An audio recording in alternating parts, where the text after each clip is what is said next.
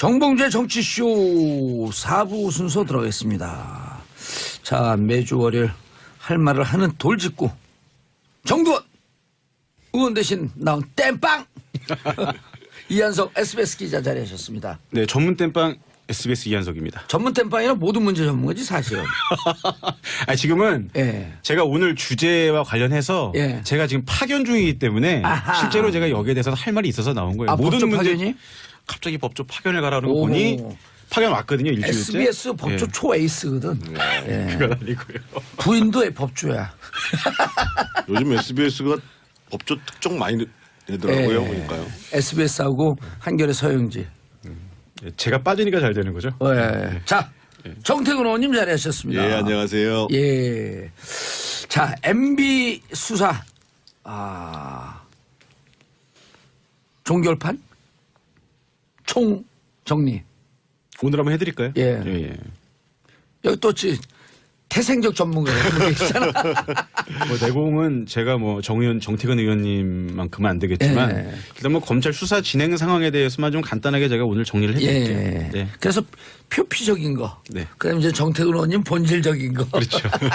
저는 가벼우니까. 가볍다니요. 몸무게도 많이 나가시면서. 부인은 잘 계시죠? 아, 예. 예, 어디 부산에 근무하시나 지금? 그만 좀 하세요, 이제. 자, 지금 어떻게 되고 있어요? 원래는 7일쯤 소환할 거다?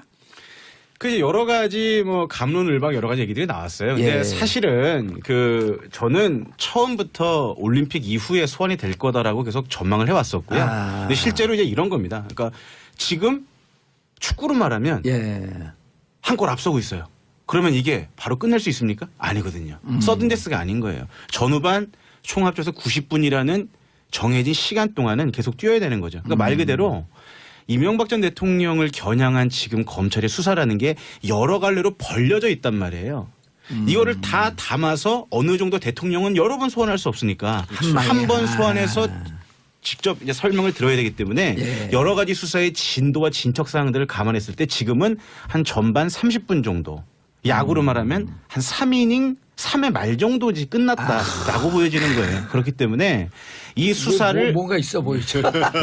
이 수사를 어느 정도 마무리하고 또 대통령 소환은 피의자 신문 조서도 딱 100페이지면 딱 100페이지를 정리를 해서 요거를 지검장, 검찰총장까지 결재받는 시스템입니다. 이 결재 과정도 상당히 시간이 오래 걸린단 말이에요. 여러 가지 정리 준비 기간을 감안한다면 결국 올림픽 소환 이유가 가장 안전하다 이렇게 예. 보이는 상황입니다. 자, 지금 그 중앙지검 네. 다스 문제는 중앙지검에서 하고 있죠. 동부지검하고 중앙지검이랑 같이 하고 있는데 키는 중앙지검이 사실상 쥐고 간다고 봐도 중앙지검에 그러니까 그 140억 네. 스위스은행으로부터 돌려오는 140억. 아, 역시 전문가시라 예, 다르네. 관련해서는 한동훈 3차장이 맡고 있고. 이름도 잘하시고. 예, 27기. 알파고. 그다음에 이제 그 동부지검에서는 예. 그 비자금 조성한 거 120억. 그러니까 다스 실소유주 의혹을 둘러싼 전방위 수사를 동부지검에서 키를 잡고 하는 거고. 문찬석 그렇습니다. 사장검사 그렇습니다. 24기. 에이스. 아니 뭐 법조 기자 다 되셨어요? 내년에 검사장 진급 영순위. 만주기자예요, 만주기자. 그 말씀하신 대로 이제 140억을 BBK에서 이제 돌려받았다는 거. 그 부분을 이제 서울중앙지검 3차장 산하 첨수 일부에서 이제 포커스를 잡고 하는 예. 건데 아마 혐의를 잡는다. 가벌성이 있다고 본다면 현재 기자들이 판단할 때는 그 140억 원에 대한 처벌 가능성이 가장 높다 이렇게 보여지고요. 예. 직권남용에 의한 명예훼손. 달스 얘기하려면 엄청 시간 많이 기니까 예, 일단은 거기. 빨리 특활비부터 알겠죠. 먼저 하시죠. 정태근 의원님. 처음부터 이 소환될 거라고 예상을 했었어요? 저도 지금 그 이 기자 얘기에 전적으로 공감하는 게요. 예. 어차피 한 번 소환하는 거기 때문에 아마 수사를 거기다 끝내놓고 수사할 가능성이 크고, 뭐 검찰이 정치적인 고려까지를 하지는 않겠지만 지금 이제 지방선거가 6월이잖아요. 예. 그럼 아직 시간이 많이 남았잖아요. 그래서 제가 봐도 평창올림픽 끝나고 패럴림픽까지 끝나고 소환될 것 같은데요. 패럴림픽까지. 끝나고. 근데 이제 일각에서는 이쯤 되면 많이 나왔는데 너무 정치적 고려하는 거 아니냐 검찰이. 이런 비판도 지적도 일부 있거든요. 지금 명료하게 지금 들어가 있는 것 중에서 보면 특활비 5천만 원 말고는 지금 명령에 떨어지는 게 없잖아요. 그러니까 아무래도 수사를 충분히 하겠죠. 예. 특활비 5천만 원은 김진모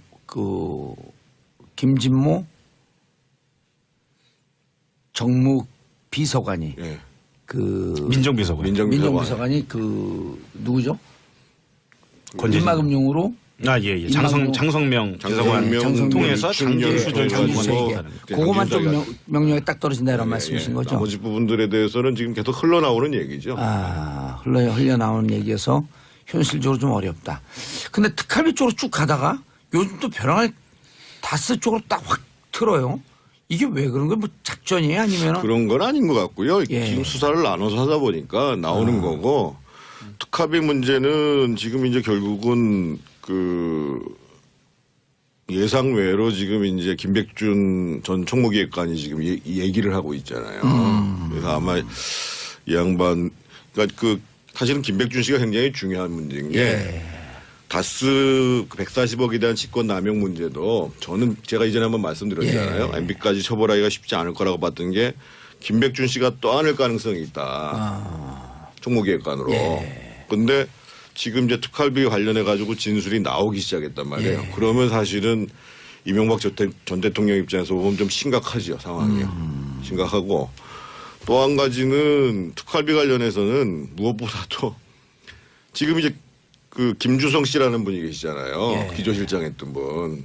그러니까 문제는 예를 들면 김희중 씨가 진술을 한 거는 김희중 씨는 전달한 거잖아요, 특활비를. 근데 이 사람은 김주성 씨는 자기가 관리를 하는 사람이 갖다 준 거기 때문에 이거는 국고를 손실시킨 거예요. 막 중범죄에 당한단 말이에요. 근데 이 사람이 이제 술수술을 분단 말이죠. 그러니까 사실은 지금 수사 상황이 좀 심각하다고 봐야죠. 그런데 김희중 씨도 이제 건넸단 말이에요. 김인호 여사한테 건넸다고 주장하고 있고 김진모도 건넸다고 주장하고 있고 그런데 이제 김진모는 처음에 부인했기 때문에 구속이 됐는데 김백준 씨 구속되는 날 검찰이 김백준 씨가 본인이 쓴 것 같지 않다라고 하는 것을 검찰에서 먼저 얘기를 했단 말이에요. 그건 제가 지난번에 말씀드렸잖아요. 김백준 씨가 그거 쓴 사람이 아니라고 내가 말씀드렸잖아요. 그렇죠. 근데 안 썼으면 그냥 전달자 아니에요. 그럼 난 누구 지시를 받아서 전달했을 뿐이다. 지금 검찰에서 흘러나오는 얘기가 특활비에 대해서 지시를 한 거는 MB라고 김백준 씨가 지금 진술을 하고 있다라고 보도가 나오고 오늘 있죠. 보도가 지금 나오고 있는 거니까요. 그러니까 그거는 뭐 아마 김백준 씨가 진술을 계속 그렇게 한다 그러면 MB 입장에서 봤을 때도 방어가 잘 안 되겠죠. 이 기자님, 만약에 김백준 씨한테 들어간 게 4억인데 이게 이제 박근혜 대통령 케이스하고 좀 틀리잖아요. 박근혜 그렇죠. 거기는 이제 누구죠? 정호석 말고 이재만이 안봉근 둘이 이제 특활비 받아서 쓴 거고. 그렇죠. 썼기 때문에 공범이고 뇌물 수수자가 된 거고. 그렇죠. 그게 10년 이상의 징역이 되고. 그런데 김백준 씨는 내가 쓰는 거 아닌데? 전달만 했으면 방조범으로 뚝 떨어진다는 거거든요. 그렇죠. 그러니까 형량 문제 지금쯤 구속 상태이기 때문에 김백준 전 기획관이 굉장히 머릿속이 복잡할 거예요. 그리고 실제로 검찰의 워딩은 국면은 바뀌었다. 그러니까 그동안 모른다, 받지 않았다라고 얘기했었지만 일단 구체적인 언급은 하지 않고 있습니다만 진술에 대한 변곡점이 생겼다라고 얘기를 한단 말이에요. 이건 뭔가 유의미한 변화는 있다라는 거죠. 그러니까 김백준 전 기획관이 결국 이걸 고민하는 게 아니냐. 본인이 말씀하신 대로 뇌물 혐의를 본인이 떠안게 되면 앞으로 연세도 좀 있으신데 형량 언제 구형이 5년 이상은 나올 거란 말이에요. 그렇게 되면 앞으로 5년 동안을 구금 생활을 한다 혼자 뒤집어 쓰고 그럴 만한 실익이 있느냐 그렇게 보기는 어렵다라는 거죠. 그러니까 본인 입장에서는 실질적 진실에 가깝고 그거를 명분 있게 또 얘기할 수 있는 지금 기회가 왔다라는 거예요. 본인이 괜히 뒤집어 쓸 필요 없다라는 거죠. 그래서 검찰이 이 부분을 갖고 뒤집어 쓸 필요 뭐가 있어. 진술해라고 계속 이제 설득을 하고 있는 반말을 거죠. 하진 않았겠죠. 진술하셔야죠. 진술하셔야죠. 진술해 주십시오. 이렇게. 그리고 김백준 총무기관이 잘 아시죠, 개인적으로. 잘 알죠. 잘 알고 연세도 많으세요. 40년생이시니까요. 지금 우리 만으로 지금 77 되셨어요. 한 살 위가 아니네요, 그럼. MB 한 살 위죠. MB가 42년생. 41년생이니까. 41년생. 야, 그럼 나이가 많으시네. 많으세요. 그러니까 지금 78세가 된 거네. 79세.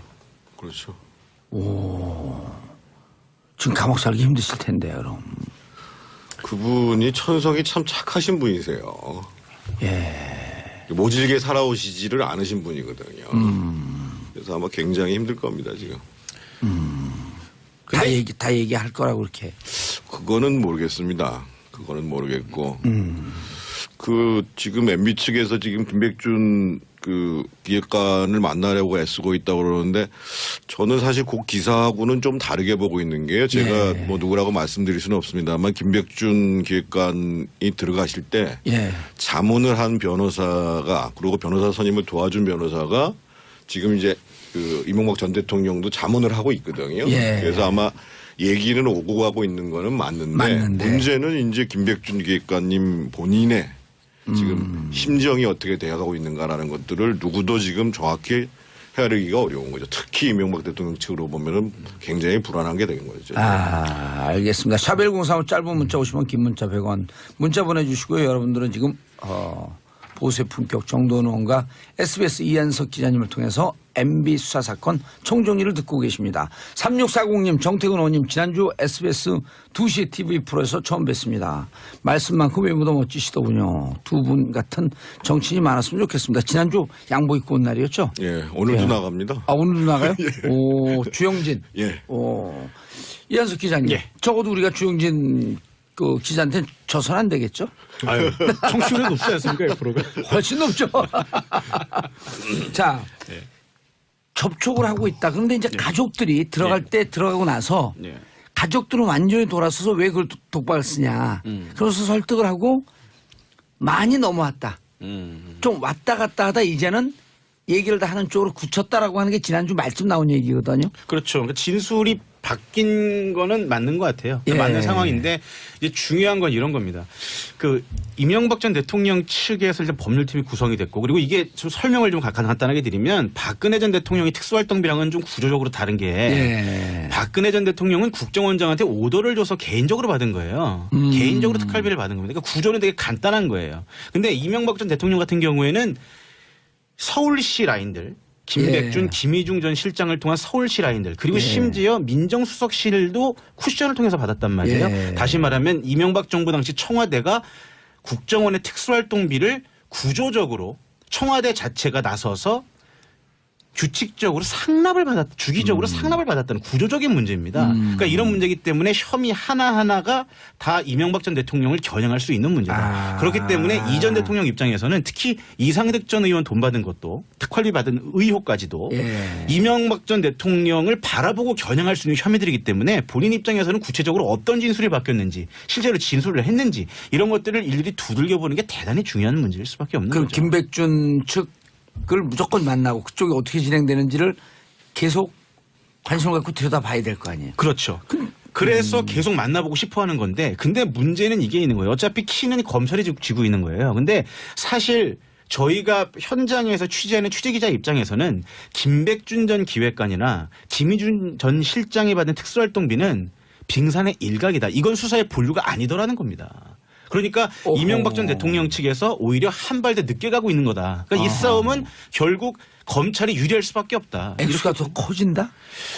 액수도 그렇고요. 그리고 실제로 돈이 넘어갔다면 검찰이 의심하는 그림대로 말씀을 드린다면 돈이 넘어갔다면 그렇게 개인적으로 김희중이나 김백준 씨를 통해서 조금씩 주지는 않았을 거다라고 의심을 하고 있는 거예요. 그래서 원세훈의 부인 이병채 씨 얘기가 나오는 건가요? 그렇습니다. 바로 말씀을 해 주셨는데 이번 특수활동비 수사의 핵심은 뭐냐면 이병채와 김인홍 라인. 그 라인도 사실 별건이고 원세훈 전 국정원장이 모든 걸 알고 있는 겁니다. 이제 이런 거예요. 왜 이번에 돈 받은 의혹이 있는 분들, 구속된 분들의 공통점이 있습니다. 다 이명박 서울시장 당시 서울시 라인들이라는 거죠. 그럼 그 중에서 핵심이 누구냐? 원세훈 전 국정원장이. 원세훈 전 국정원장이 가장 신복인데 왜 굳이 김백준, 김희중을 통해서 쿠션해서 줬겠느냐는 거예요. 자, 그렇다면 원세훈 전 국정원장이 4년 동안 재임하면서 수많은 뭉텅이에 뭉칫돈들을 특수활동비를 빼돌려서 비자금을 만들었다는 거예요. 자, 그럼 이 커다란 뭉치의 특수활동비가 어떻게 갔겠느냐? 직접 갔을 가능성이 대단히 높다는 거죠. 또 하나 재미있는 걸 말씀드리면 원세훈 전 국정원장이 주말에 관용차를 사용하지 않는답니다. 주말에 관용차를 사용하지 않는다는 거고 관용차 아닌 개인차를 타고 어딘가 다녔다는 거예요. 그걸 검찰은 혹시 청와대 관저로 가지 않았겠는가라고 의심을 하고 지금 동선을 추적하고 있는 거죠. 근데 국정원장의 동선이라는 게 확인이 잘 되지 않습니다. 결국 중요한 건 그 아내와 원세훈 전 원장의 직접 진술이 있어야 이게 탄탄해지는 건데 지금 이 진술을 찾아가기 위해서 진술을 들어보기 위해서 주변을 하나씩 다져가고 있는 그림이다. 이렇게 보셔야 될 것 같습니다. 그래서 시간이 좀 필요하다. 그렇죠. 제가 알기로도 듣고 좀 이상하네요.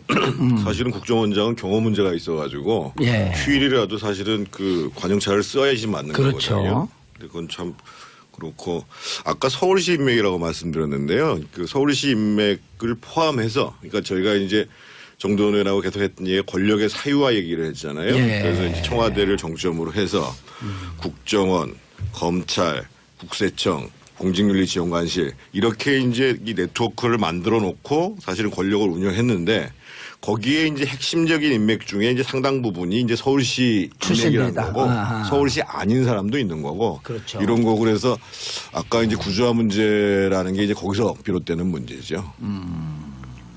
김주성 씨 같은 경우는 세종문화회관 관장을 했지만 사실은 서울시 출신이라고 보기에는 좀 어렵잖아요. 서울시 출신이 아니고 코롱 출신이죠. 그렇죠. 코롱 출신이고 이상득 핵심 전 라인이고. 부의장하고 박영준 라인이라고 봐야죠. 예. 근데 이제 이렇게 그 일각 기자들이 법조 출입하는 기자들이 정말 저 5억 5천이 아니라 이게 눈덩이처럼 커진다. 이런 얘기가 계속 돌았고 2010년 9월 이후는 또 목욕만 기조실장이 들어오거든요. 그 이유도 또 크다 이런 얘기가 있는데 그런 부분은 어떻게 판단하세요? 한 변호사한테 들은 얘기인데 아직 모경만 씨는 구체적인 진술을 안 하고 있다라는 그러죠. 얘기를 들었고요. 아까 이 기자 얘기한 대로 결국은 지금 이제 그 앞에 대목은 김주성, 뒤에 대목은 원세훈. 여기서 이제 어떻게 진술이 이루어지느냐가 핵심이겠죠. 그리고 이제 원세훈 원장은 사실은 이제 국정원 전체 특활비가 한 5천억 된다는 거 아닙니까? 예. 근데 그 중에서 그 원장이 직접 쓸 수 있는 돈이 연 한 40억 정도 된다고 얘기를 하니까.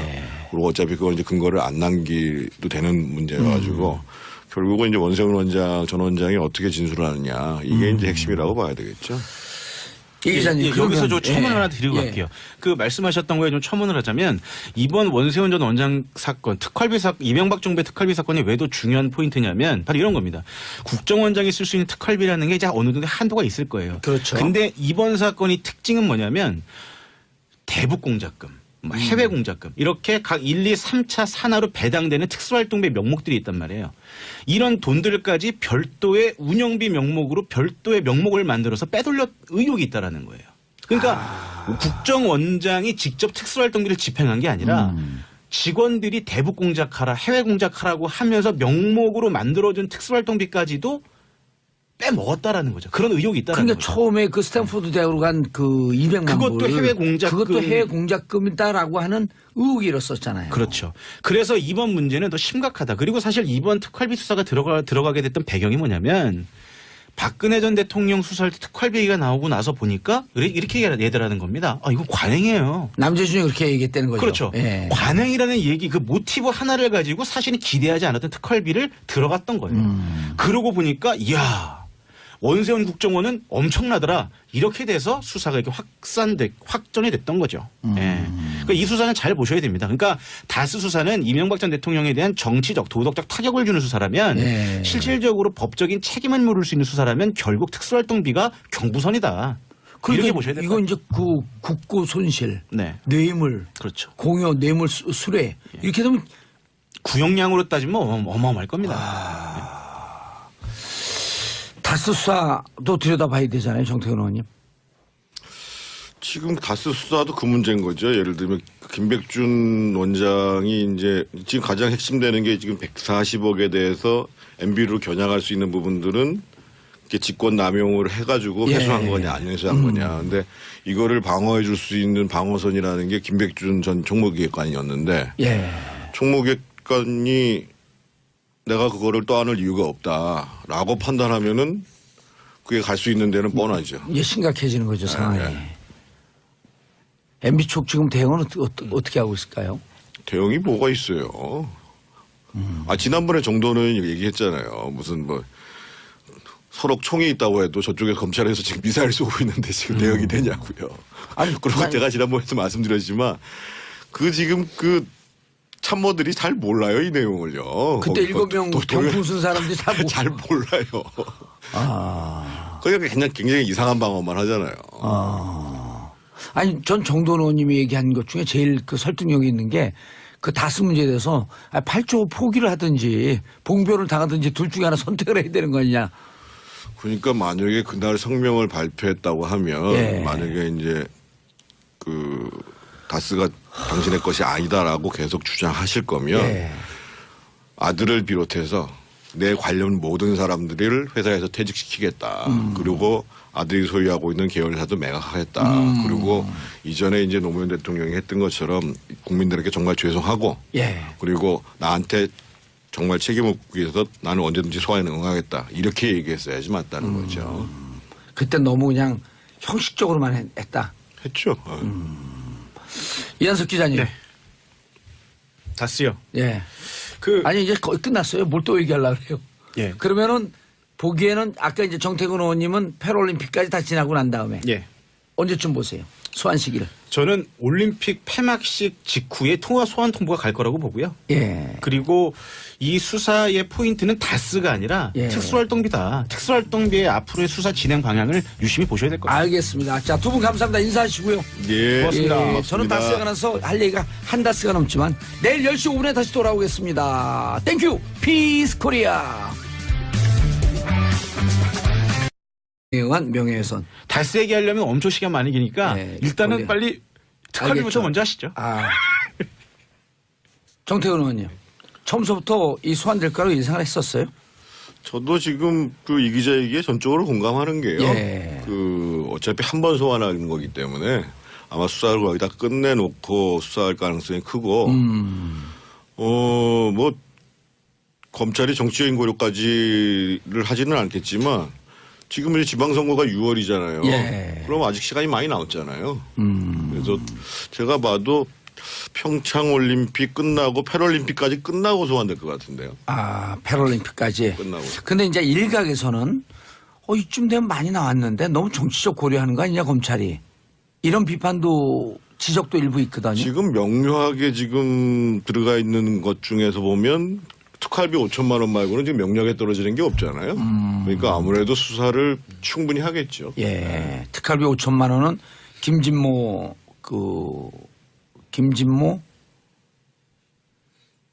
정무 비서관이 민정비서관이 누구죠? 인마금융으로 장성명 비서관 통해서 장기수 정봉주의 정치쇼 4부 순서 들어가겠습니다. 자, 매주 월요일 할 말을 하는 돌직구 정두원 의원 대신 나온 땜빵 이한석 SBS 기자 자리하셨습니다. 네, 전문 땜빵 SBS 이한석입니다. 전문 땜빵이란 모든 문제 전문가지 사실은. 지금은 제가 오늘 주제와 관련해서 제가 지금 파견 중이기 때문에 실제로 제가 여기에 대해서 할 말이 있어서 나온 거예요. 모든 문제 파견이? 갑자기 법조 파견을 가라는 거 보니 파견 왔거든요. 일주일째. SBS 법조 초에이스거든. 그건 아니고요. 부인도 법조야. 요즘 SBS가 법조 특종 많이 내더라고요. 보니까요. SBS하고 한겨레 서영지. 제가 빠지니까 잘 되는 거죠.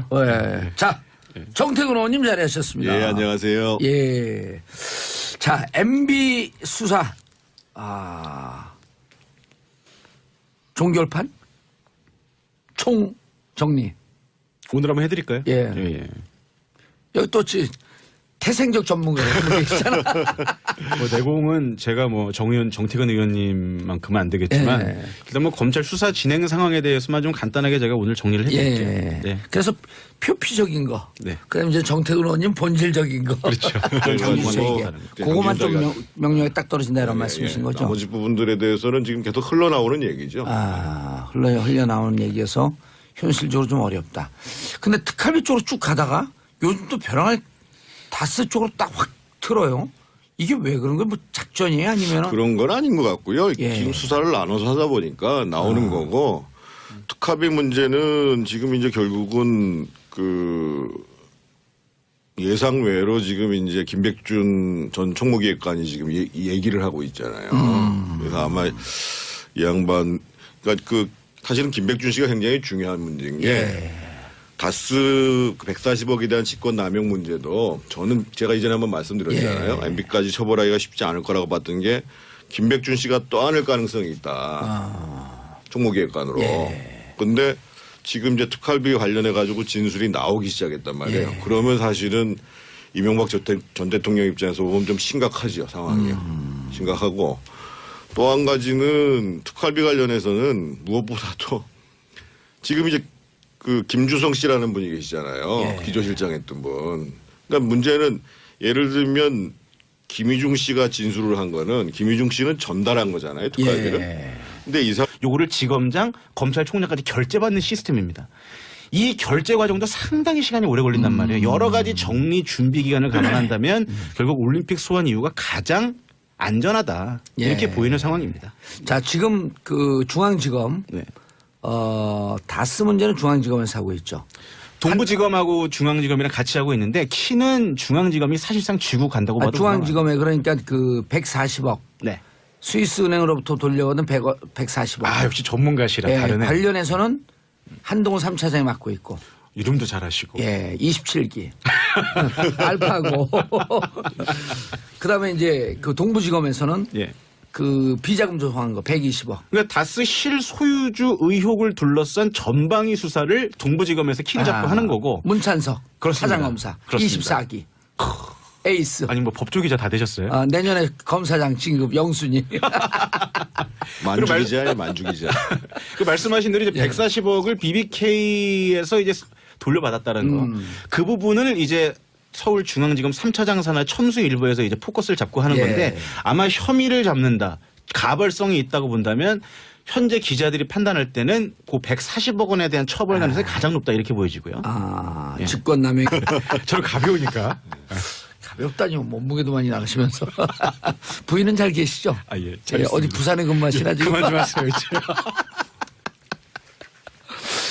지금 어떻게 되고 있어요? 원래는 7일쯤 소환할 거다?